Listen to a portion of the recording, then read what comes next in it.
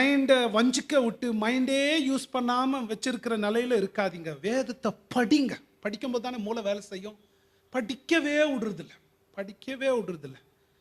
எந்த குரூப்பை நான் சொன்ன மாதிரி 2000 வருஷம் சபை வரலாறு கொஞ்சம் பார்த்து, என்ன ஸ்பர்ஜன் சொன்னார், மார்ட்டின் லூத்தர் என்ன சொன்னார், கால்வின் என்ன சொன்னார், அதெல்லாம் கொஞ்சம் படிங்களேன்.